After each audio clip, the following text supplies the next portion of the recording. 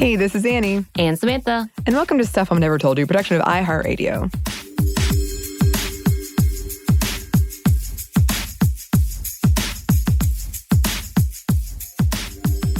So before we get into this one, very quick content warning. We're going to have some brief discussion of rape culture and mental health. Nothing too in-depth, but just to put that out there. And today we are talking about laughter and the history of women laughing, the judgment around women laughing, the feminist reclaiming of women laughing. And we're also going to briefly touch on why we laugh and what it could signal. With all of that, Samantha, how do you feel about your laugh? Oh, I hate it. Yeah? Yeah. My laugh it's really loud. So it's not super loud that you can pick it out. But if it's a dead silent moment, I don't just giggle. I do a yelp first. Yeah. And then it goes into whatever the rest of the thing is. If I'm having one of those moments where I'm having an uncontrollable laughter, I definitely snort. And I wheeze because I can't breathe. That's the level I am. So I hate hearing myself laugh. And I tried one time to really cultivate it into being like a girly, cute laugh. Right. Couldn't do it. Just didn't happen. I was like, well, I am who I am. So there it is. What about you? Yeah. Yeah. I will say I have mixed feelings about my laugh because I feel like I don't have a very feminine laugh either. But then now that I'm older and I think about that, I'm like, well, okay, what does that say? And we are going to talk about that in a minute. However, I will say a lot of people at our office are very complimentary of my laugh. And it's very sweet of them. And I'm still very self-conscious of it because I guess either way, when you draw attention to something, it puts you in your head about it. And this is one of those episodes that as we talk about it, I'm very self-conscious about it. As you laugh. Yes, I know. And that's one of the things we're going to talk about is like all these different reasons that we do laugh. And I'm somebody that I laugh a lot. And I think for anyone listening, that is no surprise. So my nicknames are Giggles, Gigs, and Brightside because I laugh so much. Wait, who calls you these names? Because I've never heard this. I mean, I can see have it, other but friends. I've never heard anyone say this to you. So just curious. I have other friends, Samantha. Do you? But yes, do you? I feel like I've met them all. No, you haven't. And Samantha, you know my Dungeons and Dragons character's name. One of them. Her name is Giggs Von Tank. Yes. And you were very suspicious of this name. But I was. When that person tried to call me on Skype, I was like, nope, I will not take your dick pics. It was just me.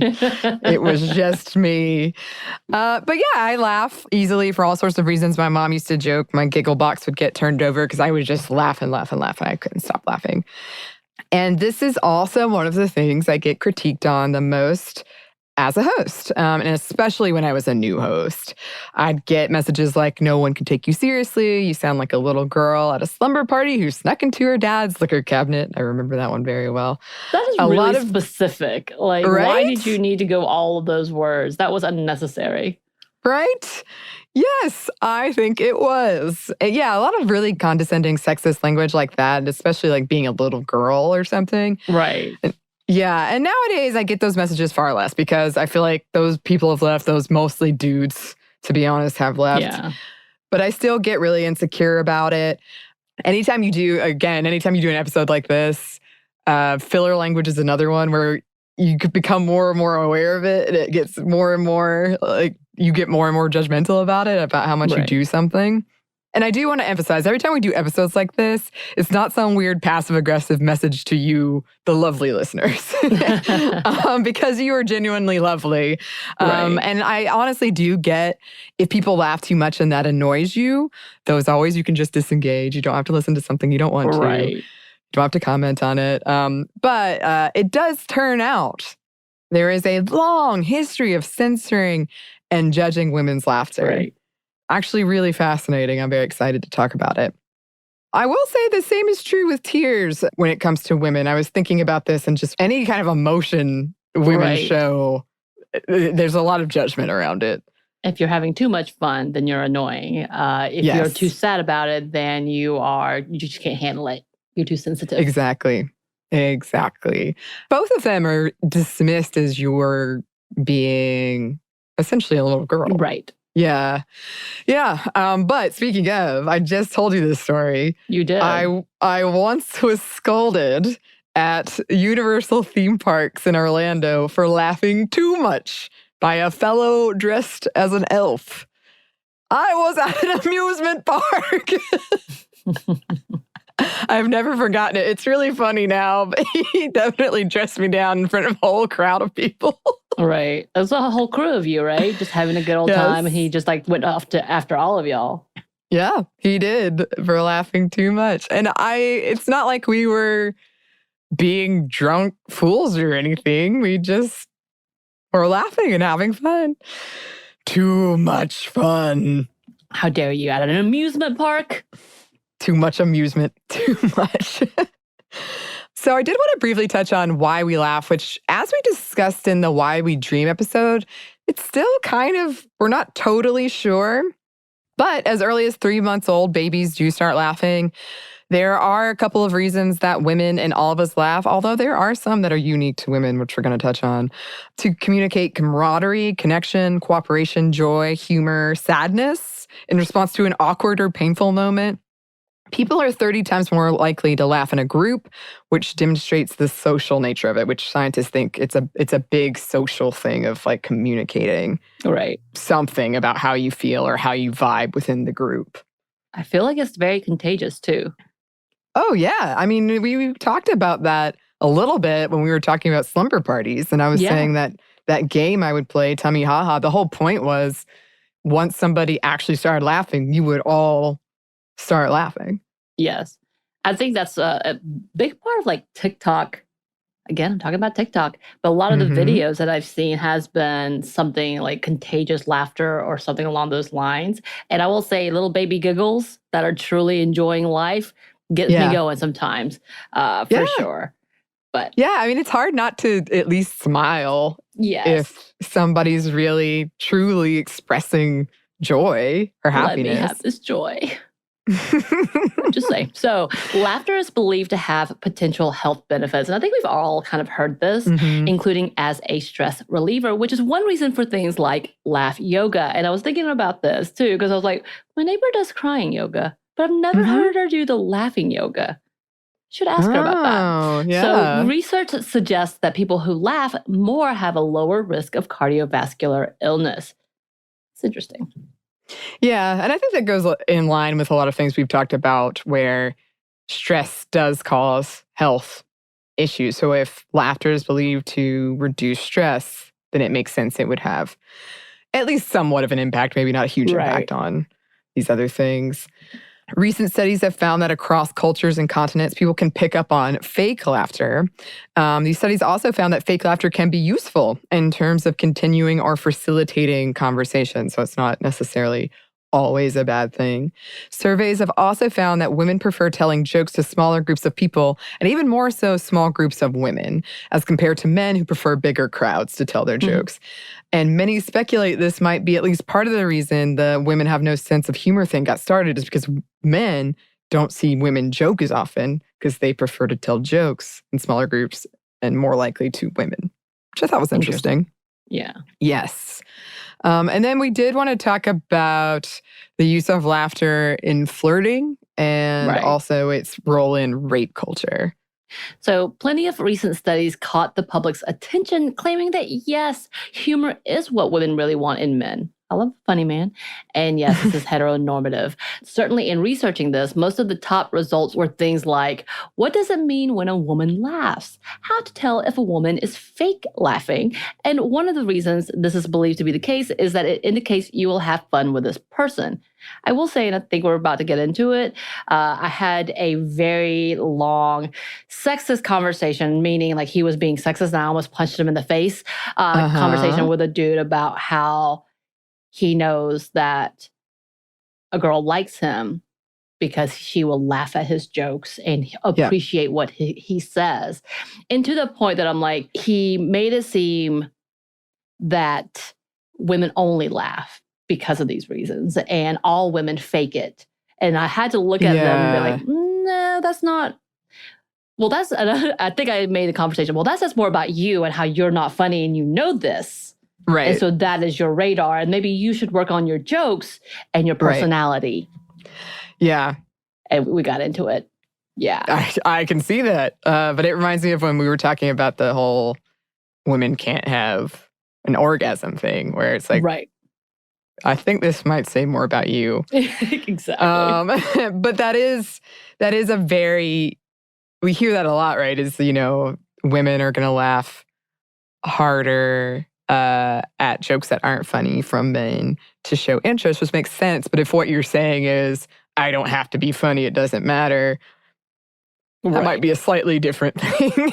Also, it may come to the point, and I've done this, and I'm sure when we talk about it, more women would say, I have fake laughed in hopes to avoid a confrontation from you. Yes. And so I'm just going to pretend like I'm amused by you and move on and really try to get away. But I'm going to be like, that's so funny. I got to do a thing over there. Yeah. I think I've told this story before, but one time I was in college and I was at a bar and somebody grabbed my ass and I turned and laughed. And I backed away, but I was laughing. And then I look back on it now and I'm so ashamed, but I'm also like, what else was I going to do? Right. I was surprised for one thing. This is a defense mechanism of being like, oh, okay. Yeah. Let's not make this a big deal, but oh God. Okay, yeah. But I think it was within the past 2 years that study came out that said, women, I think it might have been specific to the UK, but it was very... it caught a lot of headlines everywhere where it was like, women, funniness is the most important trait or the most attractive trait or whatever. And they do think that's because it's a signal that you can have fun with someone, you can laugh with someone. As always with those studies, though, it's, social things like that are hard to quantify, for sure. Right. I like laughing with a person, for sure. That's also true.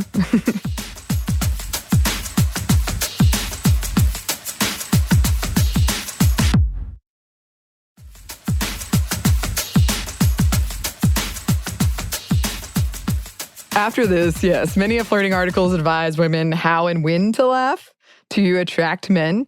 And yes, this how to laugh, I was thinking about this. If you look at words used to describe men's laughter, you'll see a lot of words like boisterous or loud or from the gut or from the stomach.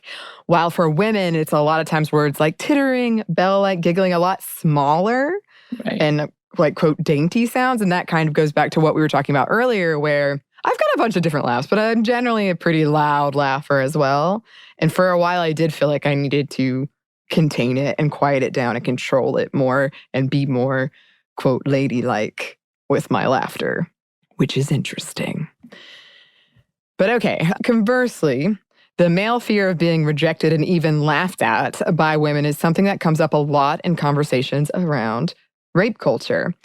And this is not a new thing. Emma B. Phelps testified in an 1893 New Haven divorce case, quote, she laughed at her husband and he knocked her senseless. In 1897, a man allegedly blew himself up with dynamite after a woman refused his proposal of marriage, laughing at him. The Baltimore Sun wrote, the man, quote, had a dynamite bomb with him and threatened that if the woman refused him, he would blow himself to pieces. She laughed at him and he went to the stone yard a block distant and killed himself. In 1903, Alicehinegar was murdered, quote, with a monkey wrench because she laughed at a man when he pressed her to marry him. I think that has more to say about men and fragile egos more so than the laughter. But yeah, I've definitely seen where for women, you're correct. It's either seen as being really condescendingly giggling like a little girl or being seen as a witch and heckling and or, trying to bully someone and or demoralize someone. It's one or the other, it seems. So in 1905, Virginia Woolf wrote about women's laughter, quote, like lightning, it shrivels them up and leaves the bones bare. And of course, Margaret Atwood's famous quote, men are afraid that women will laugh at them and women are afraid men will kill them, which again, yes. Nancy Dowd's survey, the man in question found that women report their greatest fear is rape and murder, while men's greatest fear is being laughed at. And I've heard this a lot, actually. And then in 1922, Helen Rowland wrote, "A man will forgive his wife for committing robbery or murder or breaking the 10 Commandments, yet threaten to leave her for laughing at the wrong moment." Yeah, and it is. You can see, like, I think I've seen many a scenes just recently even where if a woman laughs in its defense, then they are like, first of all, what are you laughing at? And then somehow abused. Yes. Yes. And we're going to get into this more in a minute, but it's very different how we judge women and men historically based on laughing at the wrong moment. And we just had Halloween and I just watched Practical Magic. And that's why Jimmy hit Jilly in Practical Magic, because she laughed at him about a donut. It's like, oh, the research and true life coming together. There it is. I will say, now I'm thinking about it, I knew the one way that I could win an argument with my brother was to laugh at him. Really? Mm-hmm. And it would anger him to no end. And I would just walk away, ready for him to bounce on me. Mm-hmm. Yeah, no real fights. Like it was right at each other. But like I remember that as thinking like, this is what's going to bother him. Here we go. Yeah, it has been. And it's very effective as a tool of defiance. And we're going to get into that more too. But I've definitely had that thought as well. If I get in a big argument and I'm like, really burn this person up if I start laughing at what they're saying. Right. Yeah. And that's part of as we've discussed before, using comedy as this sort of political satire and weapon in that manner. And that's one of the things, which is a good segue into what we're talking about next, which is trauma and laughing in the face of like something that's painful or dark. For me, it is easier to handle, especially news, if it's presented in a kind of a satirical or funny way, just because it so often is pretty grim. But yeah, as we discussed in our trauma miniseries, laughter is sometimes utilized as a coping mechanism in the face of trauma and grief. I know it's definitely a coping mechanism for me. There wasn't as much information as I thought there would be out there on this, but I did find some articles that said laughter promotes resilience in the face of stress and illness. It is something that, historically people have used to almost defiantly to reclaim joy in the face of all these horrible circumstances. And I mean, when I think about it, as someone who does laugh a lot, like one, that's sort of that's how I am. And two, it is a way of being like, okay, I can still find something to laugh at, or it can still be in what for me is normal. And for me, laughing is pretty normal. But it's also like, I just, like I've said a lot, I feel a lot of pressure and I've been socialized a lot to make people happy and to kind of be that person that cheers people up. And that's hard to let go, even in the face of... Right. Or maybe even especially in the face of when you're trying to hold on to something right. of like hard things, of grief and trauma, and you're just trying to find like something from your quote. Like I like to call it the before and after of my before, of who I felt like I was then, and then and all this stuff with trauma, and you feel like, all your foundation is shaken. And I would just try to grab onto these like pieces and deal with it that way. And we've talked about this previously, and not that this is an actual scientific statement, but I know this is to me, as a person on the outside, seemingly middle child syndrome, to keep the peace, to keep the happiness. And you are a middle child, so like that, none of that is too surprising. But I think like another part of that, when you're talking about your own trauma and the fact that you laugh, that's your response. And I do too. I actually make sarcastic jokes, which we're going to get into in just a second. But the fact that many people respond when they specifically are talking about their own trauma, which is what we were talking about in this episode. We were like, let's do this episode, because I was very angry because we did get a critique on one of our reviews. Because I keep making the stupid mistake of looking at the reviews. Most of them are so kind and so beautiful, and thank you so much. But the few that come in says negative, I'm like, why do you even take the time? Like, just go ahead and put the 1 star and move on. I don't care. None of the things that you're critiquing us for, we can change. I can't change this about myself. Sorry. And Anney can't change this about herself. Sorry. But one of those was about like, y'all are laughing during serious stuff. Y'all need to get over this. This is so childish type of thing. And we've already told you at the very beginning, this is how we respond. We probably said it in that episode, whatever episode you're responding to, because we talk about a lot of traumatic things. Let's be real. B, you're also not laughing at other people's trauma. You're literally talking about your own experiences, and your response is to giggle, to try to handle it, and to try to maintain. And again, I think one of the things that infuriate me in any of those comments or any of these levels is, this is what helped us survive. Why would you come in here and try to take that away when obviously that is a strength for us? You may not see it for that way. You may not see it for yourself, and you may be able to handle it on a whole different level. I don't know. But if it's not hurting you, it's not hurting us, and it's something that can keep us on a steady way without completely going overboard in whatever route, and that could be unhealthy. Why is it bothering you? Why is it bothering you? And I think that just angers me too so much, that we have to criticize other people's handling of trauma when it's not unhealthy. Right. Yeah. And I mean, we did talk about that a lot, especially when we talked about grief as well, and how people feel like grief should look a certain way, and if it doesn't look that way, then you're not grieving enough, or you're grieving too much, or you're grieving the wrong way. And I think, as with pretty much everything we talk about, it's hard to unpack and untangle all of the social factors that go into why you do a certain thing. I think that I imagine a lot of women who use laughter as a coping mechanism, but for anybody, but for women, there's also, like, I know you've experienced this as well, when you do open up and you share something that's really dark and really painful with somebody, it's clear they're really uncomfortable, and then you say something funny or something to lighten the mood because it's just silent, and it's obvious the other person doesn't know what to say, and I don't fault them for that. Like, sometimes there's nothing to say. Right. But you do... I'm somebody who also struggles with silence a lot of times. So if it's like goes silent, somebody's miserable, or like, oh, wow, they didn't... Okay.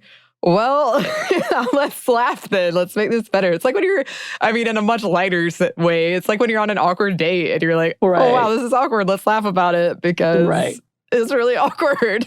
Right. I mean, that is exactly. So when we talk about social work, I would talk about the fact, hey, you don't want to hang out with a lot of social workers if you're really sensitive and don't have a dark sense of humor, because we are twisted. Like, immediately, this is the way we cope, and we have to joke about things that are really inappropriate and really, like, yes, we outside of that realm, we're like, this is really bad. We shouldn't do this. But if we didn't, I think we would constantly be on a wave of crashing and almost wanting to just go to sleep forever, because it is so dark, and it gets so dark, and because it weighs on you so heavily. Like, there's nothing to do but to make an obvious statement, maybe inappropriate, to those who hopefully would understand, and just trying to move on, because it is so dark and so twisted that if you can't laugh about it for just a minute, then there's a hole. Even though in your mind, you're like, we have to do all of these things, but I need a minute. I need a break from the depth and the darkness of this really, really dark, really, really heavy situation, to being able to be like, well, at least so-and-so didn't do this part too. Like, that's the caveat to it. And even though on the outside, they're like, holy crap, what? Why would you do that? It's kind of like, well, because this is how we survive. And again, when we're in our own trauma, whether it's to fill the silence, whether it's to make other people comfortable, because you don't know what else to do. It's kind of the same thing as, like, people get really uncomfortable with race stuff. And instead of accepting the fact, oh, you're racist, as it was, like, you don't know how to act around brown people, so this is what you're doing. I would make jokes about myself in a manner that I'm like, I really shouldn't have had to do that. But it's awkward, and I don't know what else to do but to make you laugh and make myself laugh and hope this makes it better. Although it just fits into your racism and prejudice and stereotypical ideas of me. So, awesome. Yeah. And I mean, that's a good point to make, kind of going back to what you were saying a little bit earlier, is, we're laughing at our own trauma, or to perhaps make other people more comfortable with our own trauma. But that's different than like making jokes you have no right to be making. Right. Right. Very, very, very different. Or laughing. Like I did read, and this is complicated and I don't want to go into it now, but I will mention it. I did read a couple of articles about basically people grieving, but on opposite ends of something, like perhaps somebody, their son had killed somebody else's child in a drunk driving accident, and the mother of the child that died laughing at the funeral or something. Like, that's a bit different than what we're discussing. Right. I suppose, like, I understand it, but that's not the same as what we're discussing right now. Again, that's what we were talking about tonight. When it comes to us processing our own trauma, Mm-hmm. if it's not to the point that it is hurting someone else. So when I say processing on trauma, those who delve into alcohol or go into some type of addictive personality trait and or habit, that's a whole different conversation. I'm not saying encourage that. But when we're talking about laughing to process our own trauma, that's a whole, again, how is this hurting you? Why are you needing to speak on it? And also, why are you judging our own trauma? Like, that's a double whammy on that in itself. Yeah. And I do think it's interesting and something we've talked about before, but when you're in a public sphere, some of those things get amplified because you're supposed to be, even if you're doing serious topics, you are supposed to be entertaining in some way, while also getting across educational content. And when you're talking about something serious, that can be really tricky. And especially if you do have your own trauma and your way you react to your own trauma on top of that. And that's not to say, there's been plenty of episodes where I feel like there was hardly any laughter involved. But, you know, when there's also that level of it, of you're like, oh, this is too sad. No one's going to listen to it because all it is sad. I've got to do something. It's usually my episodes. I'm like, so I want to talk about this really bad thing. Let's go. And I'm sorry. Everybody starts like sitting in the corner in the dark. Yeah, and I think that's a balance. It's really difficult to pull off, but I do, like going back to what I said, where it's easier for me to handle darker topics if there is some humor in there. Right. I don't think that's wrong or bad. I think there's a way to do it and a way not to do it. But I think it makes sense that you need almost like a palate cleanser or something to stop your heart from like just getting so sad and heavy that you don't want to take in any more information. Right. Yeah. Which was all a pandemic. Yeah, see, there it is. We have so many examples of it just here in this episode. I will say one of my triggers actually is loud male laughing. That's something I've had to work with, but like really loud. Yeah. That can get me. Interesting. There's a lot of triggers like that. So again, dark humor has been shown to improve mental health among those who participate in stressful jobs like nursing and social work. And I tell you, we lived off of dark jokes to the point that I couldn't be around normal people because I realized I cannot be socializing with people who do not understand what this is. Because when I make a comment about a case that I'm going through and they gave me the blank stare of horrified looks, and I'm like, oh, y'all don't know anything about okay, cool. I'm going to sit in the corner because yes, it's especially when you have a job that you really delve into and it impacts other people. So social services, nursing, teaching, it's really hard not to see some type of, or at least having to cause inside jokes, I guess, having to have inside jokes or such, which again, not always appropriate. And if it's racial, any of that, that's not what we're talking about at all. We're talking about human drama, human trauma, human darkness. That's what we're talking about. It definitely helps you just to be able to wake up the next day. That's where it gets down to. And there's a camaraderie to that. Yeah. That you have to have. Yeah.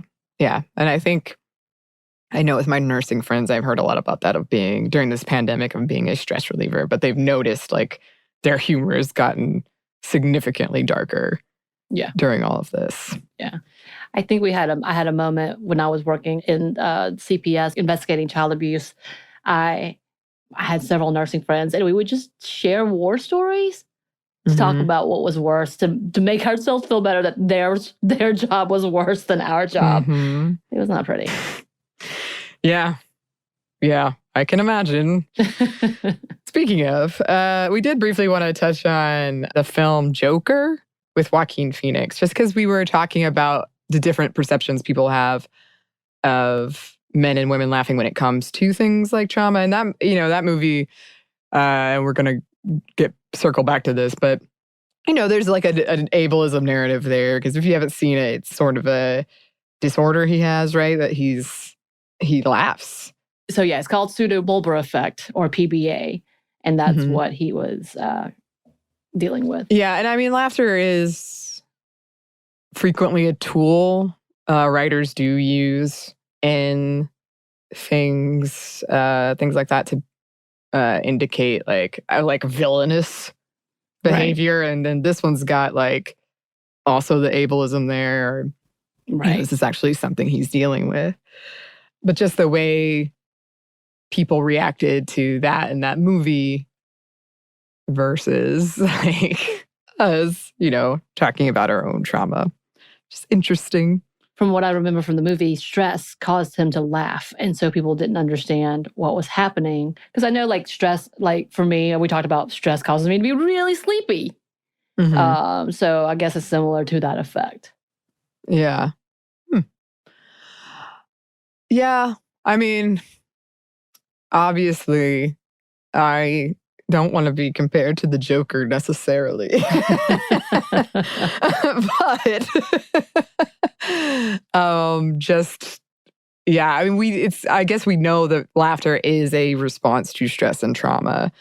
It does make people uncomfortable sometimes, I think, but it seems that the reaction you get when it's women is much more like dismissive, I guess. Either dismissive if it's trauma, or like angry if it's related to dating.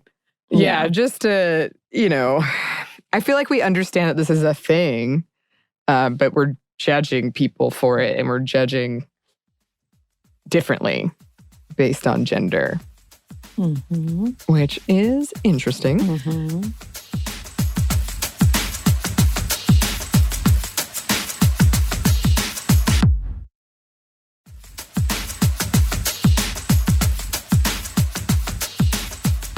So we did want to go into a history of women laughing, because as we mentioned in the intro, there's been a long history of judging women's laughter and sometimes even criminalizing it. In ancient Greece, Aristotle warned against the pitfalls of laughter, writing, quote, "Most people enjoy amusement and jesting more than they should. A jest is a kind of mockery, and lawgivers forbid some kinds of mockery. Perhaps they ought to have forbidden some kinds of jesting." God seems to be on the same page in the Old Testament. Laughing at God was not at all tolerated. And even when God laughs, it's an act of hostility and fury, not a good thing at all. There's one instance where a group of boys laugh at a prophet, so God sicks 2 she-bears on them and kills like almost all of them, I believe. Right. They were making fun of the prophet, though. That's a little different. And then throwing things and taunting him and trying to hurt him. So that's a little bit different than just laughing at. Just saying. So during the Middle Ages, women's laughter was viewed as unruly, coarse, and something associated with the body, and not at all ladylike. As in fact, the whole tee-hee-hee covering of the mouth is what you would often see represented. Women were advised not to laugh, that it was uncouth. Despite that, female characters in literature ranging from the 13th to the 16th century often engaged in laughter. In Lisa Perfetti's work, Women and Laughter in Medieval Comic Literature, she argues that laughter was a way to talk back to the views around women at the time. That jokes and humor around women, which made women laugh, also illustrated to the limited movement agency women had at the time. Often, female characters were written by men as targets to be made fun of, mocked, and kept in their place. In this way, women who made jokes and laughed could be viewed as somewhat subversive. And I will say, like, think about Les Mis. The whole thing is a pretty big tragedy. But the two funny characters was the woman who was essentially seen as a hag, and then her husband, who they were both crooks, essentially, were the funny bit to the entire movie. Everybody else was like, drama. Yes. But those are the characters I've seen being funny or made fun of. Right. English philosopher Thomas Hobbs viewed laughing as a political tool and weapon. He wrote, quote, "Men laugh at the infirmities of others, for when a jest is broken upon ourselves, of friends in whose dishonor we participate, we never laugh thereat." In puritanical New England, a woman laughing could be downright dangerous, sometimes believed to be a sign of her covenant with the devil, and particularly during times of prayer or fasting. One such woman was Susan Martin. Records indicate that she was executed not only for breastfeeding Satan with her, quote, "witch's tits," but also for laughing at, quote, "such folly" during her trial. So I believe they told her this was her charge and she laughed. And so they're like, which reminds me of The Bitch, which we did a feminist movie Friday on. But the way that movie ends is she sort of accepted being a witch and being in Satan's covenant, I guess. And she's laughing. Right. Yeah. I know, like, in several of the movies I've seen, I can't remember, like, laughing equates to orgasm as well. Yeah. Which is also a no-no. Oh, yeah. As well. So having a fit and hysteria and all that is somewhat related to laughter as well, those terms in itself. So that's interesting. Yeah. 2 women in Chicago were arrested in 1899 for laughing. And in the words of a local newspaper, it says, "The trouble was caused by a new joke on the kissing bug." I love it. What's the kissing bug? I know. With the arresting officer claiming. And then they both laughed so loud they awoke the entire neighborhood. However, the presiding justice was not impressed or concerned. "Well, I guess it certainly is a joke to arrest a person for laughing." And both women were discharged after that. But wow. Wow. I want to know this joke about the kissing bug. I need to know about this kissing bug. I know. Etiquette manuals around the 19th and early 20th centuries instructed women to limit their laughter, that people would look down on them for it, and that it was even potentially dangerous, a sign of female hysterics. A 1902 obituary ran with the headline, "Death from Laughter," and it described a woman who visited the theater to, quote, "enjoy a comedy and instead furnished a tragedy after she became convulsed with merriment." Merriment? Even better. Yes. After a romantic suitor told a woman a joke in 1907 about dentistry, she couldn't stop laughing until she was given some anesthetics. When she came to, she said she couldn't remember the joke, and out of caution, no one told it to her. However, several articles claimed it went as follows. "A man went to the dentist to have a tooth pulled and it hurt. 'Oh, doctor,' the patient said, 'if only humans were born without teeth.' The doctor replied, 'They are, you know.'" Classic. Classic. Here's another example from 1908. A widow named Anna Ferrer attended a dinner party where someone shared a funny joke with her. She started laughing so hard she was, quote, "unable to stop the laughing paroxysm," and, quote, "died before a physician could be summoned." The joke wasn't printed for safety. Can you imagine being the person who told that joke? For literally safety. Killed. Well, they didn't want anybody else to read it and have the same reaction. Which reminds me of the Monty Python skit, "The Joke That Kills," the killer joke. I don't know if I ever saw that skit.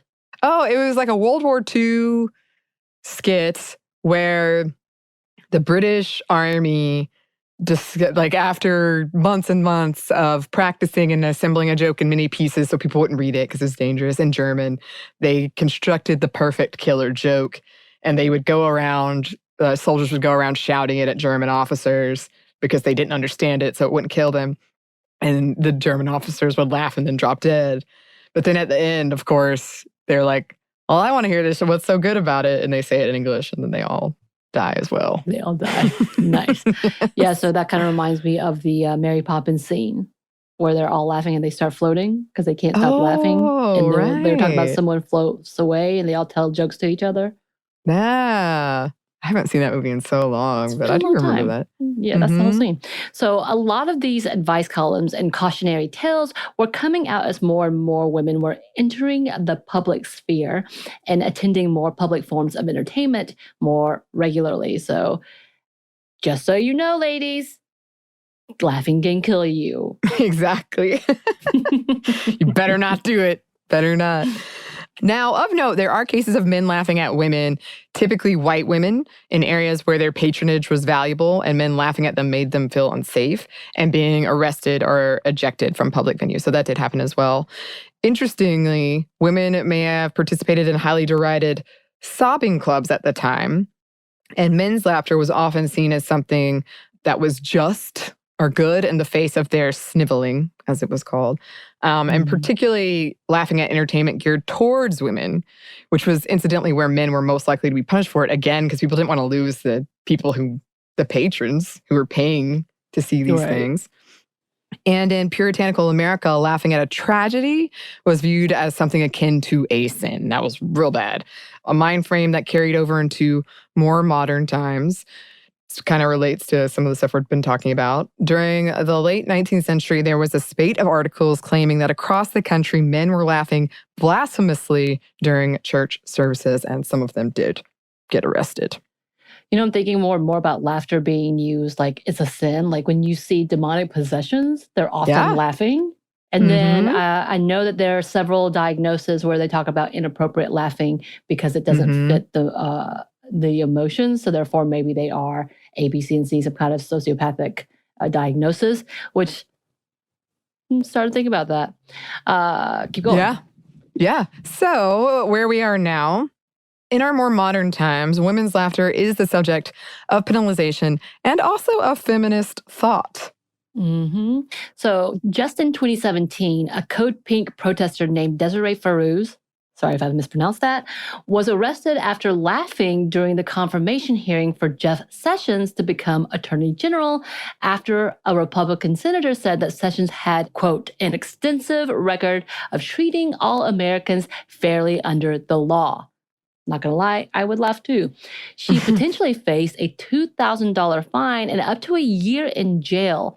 But the judge ultimately ruled that laughing was not adequate grounds for guilt and that, quote, it was disconcerting that the government made the case in closing arguments that the laughter in and of itself was sufficient.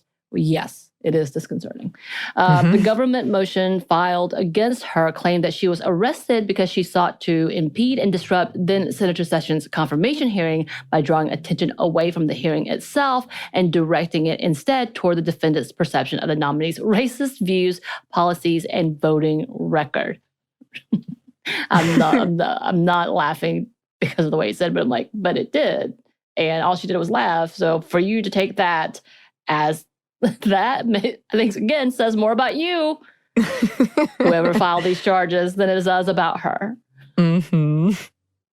Professor of law at the University of Michigan, Catherine A. McKinnon, wrote of this incident, criminally charging and potentially sentencing Mrs. Farooz for a brief spontaneous injection of political laughter as disruptive when it, at least so clearly was not looks like an overly thin-skinned reflex reaction to a woman appropriating what is usually a masculine form of power, ridicule, public humiliation by humor, and in this case, political speech against racism.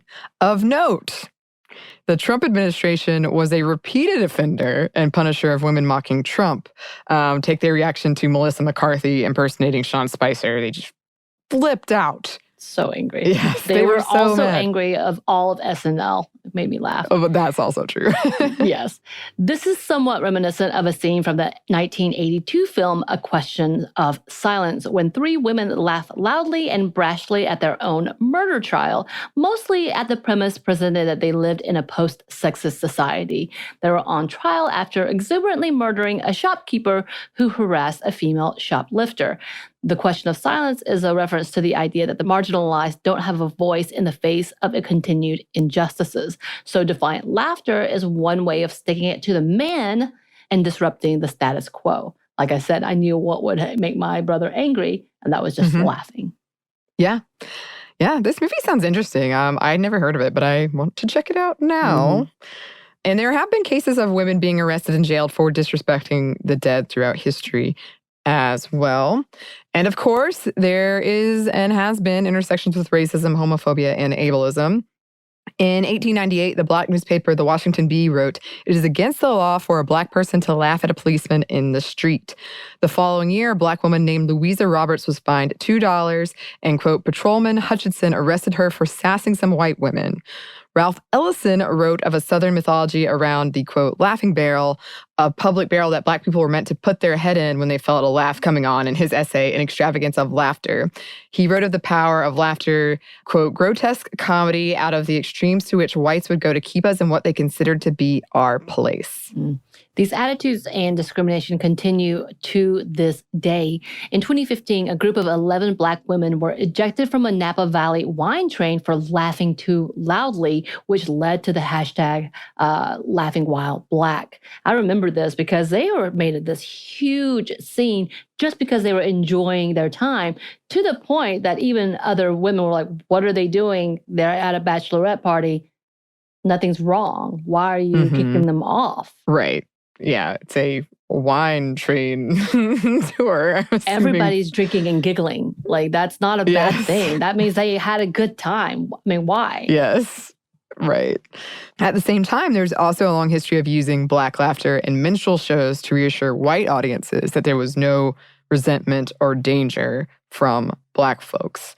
Right. You know, that's kind of that conversation of trying to make white people feel comfortable. So therefore, I make, deprecating comments about being Asian to make the white people in the room okay. And to the point that someone was like, oh, you're one of those Asians. Cool. That's exactly what he said to me. And I was like, what? And I think that was the moment I realized what I did. And I was like, oh, I have given them permission to be outwardly racist to me. Crap. Right. Yeah. Yeah. And then there's also been a lot of conversation and judgment around the gay voice and relatedly the gay laugh. That could be and probably will be its own episode, but that is also a piece of this. And then, yes, going back to the Joker, there's ableism going on as well in this conversation, as well as a very clear anxiety of people laughing at the wrong moment, which, as we've discussed throughout this whole episode, there's so many reasons for why that might be. Right. Yeah. So all of this points to a history of censoring women's laughter and the laughter of marginalized groups. It also points to a history of people finding joy in the face of trauma and discrimination and oppression. Even thinking about feminism specifically, there's numerous examples of, yes, women aren't funny, feminist buzzkill, can't you take a joke? Things like that. As with so many things we talk about, it's such a double-edged thing because if you laugh, then you might get punished for laughing at the wrong time or offending a man or hurting his ego. If you don't laugh at their jokes or what they find funny, then you're a buzzkill, you can't take a joke. Or you're cold and frigid or whatever it is. One thing we didn't get into that we'd love to hear from listeners about is cultural differences in laughing. There are a lot of articles around all of this out of India and specifically Bollywood, which was really interesting, including this quote. Laughter strips the object of power and gives power to the one who laughs. When stand-up comics make fun of someone or something, their jokes are in effect criticism and mockery, highlighting a social issue or a family reality. There's so much to unpack with all of this because, again, there is a line like there are jokes you can make and jokes you can't or definitely shouldn't. But yes, it is like a way to express defiance in the face of oppression for sure. And I think that's why it does have this history of being punished when marginalized people do it at what people in power see as the, quote, wrong time. Right. Yeah, all of that into so much, as always. This was a fascinating one to research. Right. Yeah, and listeners, we would love to hear from you. Any cultural differences you've noticed or gender differences you've noticed, anything at all like that. You can email us. Our email is stuffmediamomstuff@iheartmedia.com. You can find us on Twitter at momstuffpodcast or on Instagram at Stuff Mom Never Told You. Thanks as always to our super producer, Christina. Thank you. And thanks to you for listening. Stuff Mom Never Told You is a production of iHeartRadio. For more podcasts from iHeartRadio, visit the iHeartRadio app, Apple Podcasts, or wherever you listen to your favorite shows.